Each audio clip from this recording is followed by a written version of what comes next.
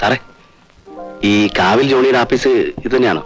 Managing director ജോണിയല്ലേ? ആ, നേരെ അകത്തോട്ട് എന്നാ. Yes, come in.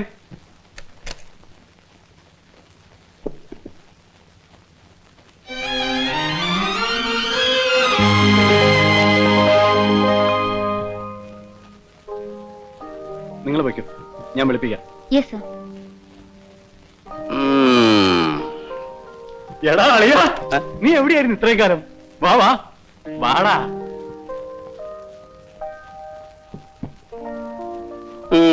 സ്വർണമാല, സ്വർണ ചെയിൻ, സിൽക്കിന്റെ ജുബ്ബ, നല്ല 1ാം ക്ലാസ് ടേബിള്, കൊട്ടാരം പോലത്തെ ഒരു ആപ്പീസ്. നീ ആരാടാ കോടീശ്വര? ഞാൻ പഴയ ജോണിയൊന്നുമല്ല, ജോണി മുതലാളി. ഏത് മുതലാളി ആയാലും ആ പെരുങ്കള്ളന്റെ ലക്ഷണം നിന്റെ മുഖത്തുനിന്ന് പോയിട്ടില്ല. ആ, നിന്റെ യോഗ. 3 ഫോളാ ഈ കാണുന്നതൊന്നും എന്റെ മാത്രമല്ല, നിന്റെയും കൂടിയാണ്. അല്ല, നീ എന്താ ഒരു അറിയിപ്പില്ല? ഭൈമിക്ക് എങ്ങനെയുണ്ട്? എന്ത് കുഴപ്പം? അവക്ക് സുഖം. ഫോറിൻ സിഗരറ്റാ? അതൊക്കെ പോട്ടെ, നീ എന്താ ഇപ്പൊ ഇങ്ങോട്ട്? വല്ല കുഴപ്പവും പറ്റിയോ? ആ, ഒരു കുഴപ്പം പിടിച്ച സാധനമായിട്ടാണ് ഞാൻ വന്നിരിക്കുന്നത്. ഇവനെ ഒന്ന് ഒളിപ്പിക്കണം. 2 മാസത്തേക്ക് മതി. 10 ലക്ഷം രൂപ പ്രതിഫലം കിട്ടുന്ന കാര്യമാണ്. കുറച്ച് രൂപയാ, 1 കോടിയുണ്ട്. 1 കോടിയോ? ആ, സായിപ്പിന്റെ വകയാ. സംഗതി ബ്ലാക്ക് മണിയാ. ഇവനെ ഒന്ന് ഒതുക്കണമല്ലോ. എന്റെ പൊന്നു പരമു, 1 കോടിയല്ല 10. 1 കോടിയല്ല 10 കോടി കിട്ടിയാലും ഒതുക്കാൻ പറ്റിയ സ്ഥലം നമ്മുടെ കയ്യിലുണ്ട്. എന്റെ പുതിയ ബംഗ്ലാവിൽ താമസം തുടങ്ങിയിട്ടില്ല. പണിയൊക്കെ തീർന്നു വരുന്നതേ ഉള്ളൂ. നമുക്കിവനെ അവിടെ ഒതുക്കാം.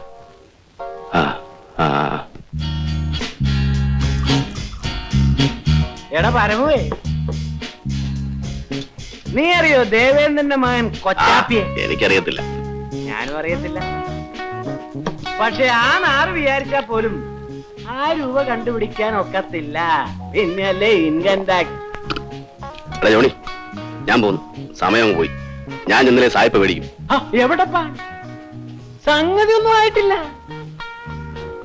നിനക്ക് വേണ്ടി സ്പെഷ്യൽ ഒരു സാധനം തൊട്ടടുത്ത മുറിയിലുണ്ട്. എന്ത് സാധനം? കിളി, ചെറുകിളി, നല്ല 1ാം ക്ലാസ് പൈങ്കിളി. ഏതാടാ സാധനം? അതൊക്കെ ഉണ്ടടാ. എന്നാ അളിയൻ പോയി ഉപ്പ് നോക്കിട്ടോ, ഞാൻ 2 പെഗ്ഗൂടെ അടിക്കാം.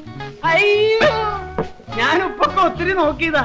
പാകത്തിന് ഉപ്പ്, പാകത്തിന് മുളക്, പാകത്തിന് മസാല, പിന്നെ ലേശം മധുരവും. ആനക്ക് അവനെ പുറത്തുനിന്ന് പൂട്ടിയിരിക്കുക. തൊട്ടടുത്ത മുറിയെ നീ തുറന്നും കേറിക്കൊണ്ടാ മതി. ശരി. പിന്നെ അളിയാ, ഒരു മയത്തിനൊക്കെ വേണം. പിന്നെ നിന്റെ കിളിയല്ലടാ. എന്റെ കിളിക്ക് കുഴപ്പമൊന്നും വരത്തല്ലേ?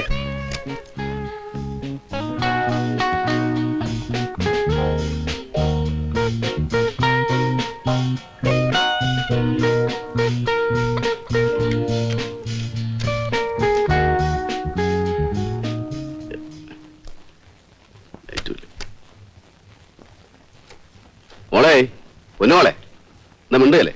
ഇങ്ങനെയൊന്നും അല്ലല്ലോ ജോണി പറഞ്ഞത്. ആ, എന്നാ ലൈറ്റ് ഒന്നിട്ടെ. അതും ചെയ്യല്ലേ? വേണ്ട, ഞാൻ തന്നെ ചെയ്യാം. എവിടെയാണ് നിന്റെ ഒരു സുന?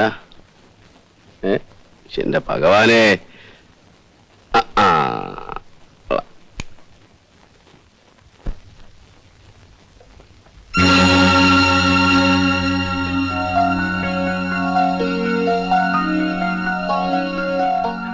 കുഞ്ഞെ, എന്തു പറ്റിയിരിക്കുന്നു കുഞ്ഞെ? കുഞ്ഞെങ്ങനെ ഇവിടെ വന്നു? അവൻ വല്ല ചതിയും കാണിച്ചോ കുഞ്ഞെ? ആ തെണ്ടിയെ ഞാനൊന്ന് കൊല്ലും. എവിടെ പോകുന്നു? ആ ജോണിയെ ഞാൻ... ജോണി എന്നോട് ഒരു ചതിയും ചെയ്തിട്ടില്ല. ഉപകാരമേ ചെയ്തിട്ടുള്ളൂ. എനിക്ക് വേണ്ടി ഇനി ഒരു കൊലപാതകം ഉണ്ടാവുന്നുണ്ട്. പ്രയോജനമില്ല. പഴയ ഗീത എന്നേ മരിച്ചു.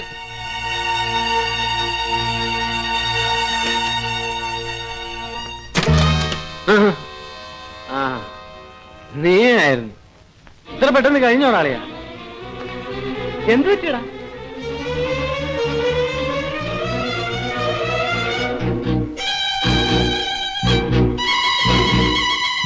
എന്ത് പറ്റിയടാ?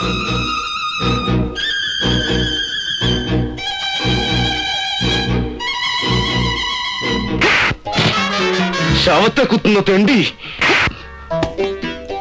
പരമു, അറിയാവുന്ന സകല ദൈവങ്ങളെയും വിളിച്ചോ. നിന്റെ കഥ ഇന്ന് ഞാൻ കഴിക്കും.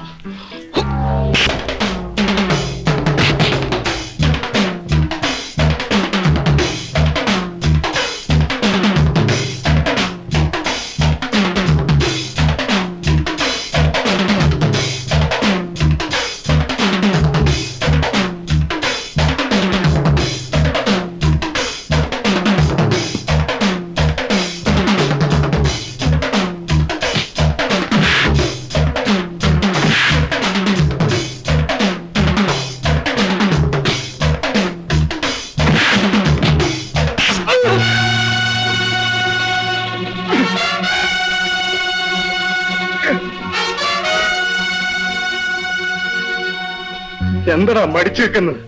കൊല്ലടാ. കാമുകിയുടെ ചരിത്രം സംരക്ഷിക്കാൻ വന്നതല്ലേ നീ? അവളെ കുറിച്ച് അക്ഷരം വിടരുത്, നന്ദി കേട്ടോ നായേ.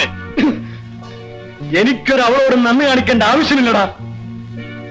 ജനിച്ചു വീണപ്പം പോലെ അവളുടെ വീട്ടിൽ നിന്ന് നക്കിത്തുന്നത് ഞാനാണ്. അവളുടെ തന്തയെ ജയിലിൽ കയറ്റിയത് ഞാനാണ്. 3-4 കൊല്ലം കഴിഞ്ഞപ്പോൾ അവൻ ഇറങ്ങിയിരിക്കുന്നു, ഒരു സംരക്ഷകൻ. നിൽക്കണോ? ഭ്രാന്താശുപത്രി കിടക്കുന്ന അവളുടെ തള്ളക്ക് ചെലവിന് കൊടുക്കുന്നത് ഞാനാ, നിന്റെ തന്തയല്ല. വീടും പറമ്പും ജപ്തി ചെയ്ത് തെരുവിലിറക്കിയ അവക്ക് ഒരു ജോലിയും കയറിക്കിടക്കാൻ ഒരു ഇടവും കൊടുത്തത് ആരാണെന്ന് ചോദിക്ക്.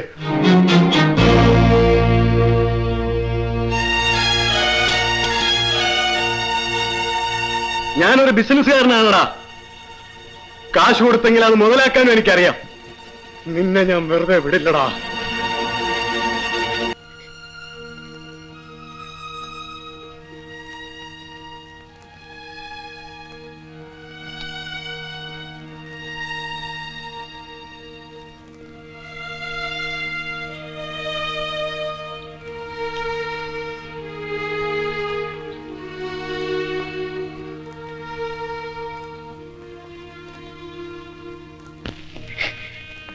മാപ്പ് ചോദിക്കാനുള്ള യോഗ്യത പോലും എനിക്കില്ലെന്നറിയാം. എന്നാലും ഞാൻ ചോദിക്കാം, നീതക്കുഞ്ഞ് എന്നോട് ക്ഷമിക്കണം.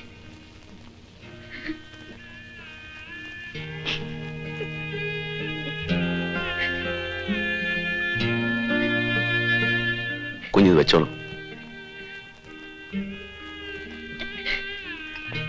പഴയ പരമു തന്നാ കുഞ്ഞ് വാങ്ങുമെന്ന് എനിക്കറിയാം. ഈ കയ്യിൽ നിന്ന് ഞാൻ ഒത്തിരി വാങ്ങിച്ചിട്ടുള്ളല്ലേ.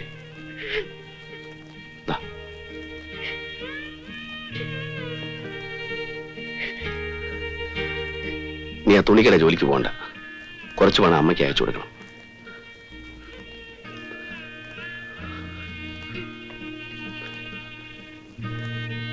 ഇനി അവന്റെ വീട്ടിൽ കുഞ്ഞ് താമസിക്കണ്ട. ഞാൻ കുഞ്ഞിനെ ഏതെങ്കിലും ഹോസ്റ്റലിൽ കൊണ്ടുപോയി നാക്കാം.